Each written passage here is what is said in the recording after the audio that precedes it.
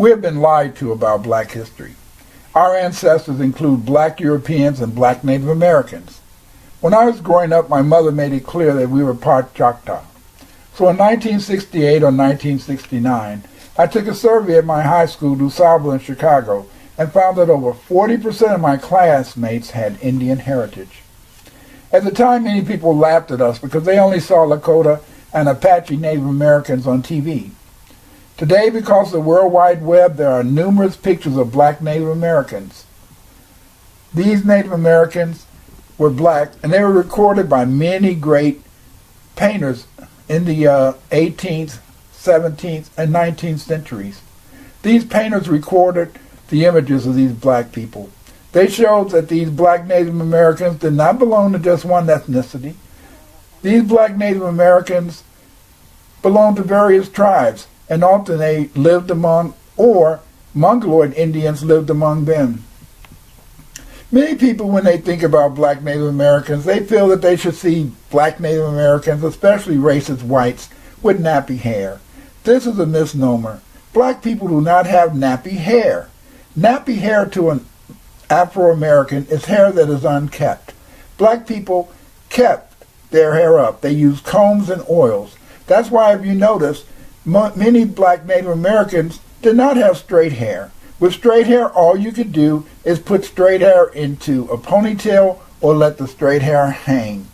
No, most Afro-American Muslims, most black Native Americans, their hair, in a sense, was more kinky. That way they could put oil in it and they could make it any way in which they wished.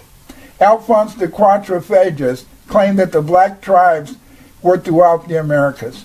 Some of these black tribes are called the Chocos, the Manavis, the Yaruras, and the Yamasis. Yes, the Yamasis. The Yamasis are a tribe that used to live in the Carolinas and especially in Florida. Many African Americans are descendants of these black Native Americans. Some of these black Native Americans were the Mandingo people, and other black Native Americans are mainly descendants of the Paleo-Americans, Africans who would sail to America as early as 100,000 BC. That's right. Black people were in the Americas as early as 100,000 BC. And we are not just Africans, the black Native Americans. We tell the story of these black people. We tell the history of all these black people and the contributions that they made to America. You will discover that when the first Europeans got here, they named the Indians because of the fact that these people were very dark-skinned, just like the Dravidians of South India. These black Indians were just like Negroes in Africa, but some had straight hair, and some, in a sense, wore their hair kinky, but they were all black Native Americans. The black Native Americans, in a sense, have been hidden from us. We have not seen the numerous pictures of these black Americans. What they did, in a sense, is that in the early days, many of the Dutch and other early peoples in the Americas depicted the Native Americans as black people. Later, in a sense, they decided to claim that the only black people in the Americas were Negroes. This was false. The first Indians, as you will find that we are not just Afro-Americans, were black people.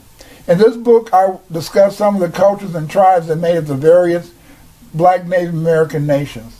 It is said that, like their African brothers, black Native Americans organized themselves into small individual tribal villages. Organized as individual tribes and nations made it possible for Europeans to use divide and rule tactics to have the Indians fight and enslave each other.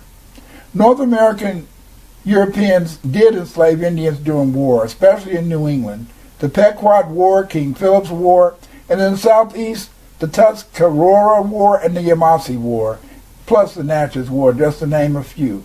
And many of us have heard of the Great Seminole War. But ordinary Europeans, especially the English and French, purchased their Indian slaves from Indians. That's right. It was Indians who sold their people into slavery, just like Africans sold their people into slavery. The tribes would then organize themselves into confederations to meet threats from enemy Indian tribes. or Europeans. These confederations were made up of black and Mongoloid Native Americans. For example, the Iroquois were actually not a people, but a confederation of 6 Native American nations: the Cayuga, the Mohawk, the Seneca, the Oneida, the Onondaga, and the Tuscarora. In terms of power, they are perhaps the most formidable Native American group in North America, and the most representative in the imaginative work of the European settlers controlling at their zenith territory covering Massachusetts to Ohio and Quebec and Ontario to Kentucky. Yes, this entire area was controlled by black Native Americans. Much of what is now Georgia was a stronghold of the black Native Americans. These blacks lived predominantly from the Smoky Mountains in North Carolina southward as far as St. Augustine, Florida. For the vast majority of black Native Americans lived in California or along the eastern seaboard in North America. They belonged to many confederations, including the Muskogee and Algonquin. Some of their tribal names include Choctaw, Tuscarora, Seculan, Petawomek, Tamaqua, Nanticoke, Cachita, Seminoles, and Yamasee, to name a few. The black Native American tribes mainly belonged to the Iroquois, Muskogean, and Algonquin confederations. And we are not just Africans. You will learn the history of these black Americans. You will learn how these first Americans made a very successful culture and civilization. You will learn that they taught the Indians how to farm, and that they taught, in a sense, the Europeans how to farm also. You will also hear about the sad aspect of these black Native Americans who were forced into slavery, and then they were erased from history through bureaucratic racism. This bureaucratic racism resulted from the fact that the black Native Americans were forced to declare themselves as free colored folk, just like the former slaves and black indentured servants. This was a way that Europeans were able to take over their land. We Are Not Just Africans, The Black Native Americans is a book that is must reading for anyone interested in finding out the history of the black Native Americans. It is a book that will shock you, but it is a book that will inform you. It is a book that will let you know that we are not just Africans, and that the black Native Americans are still here. They haven't went anywhere.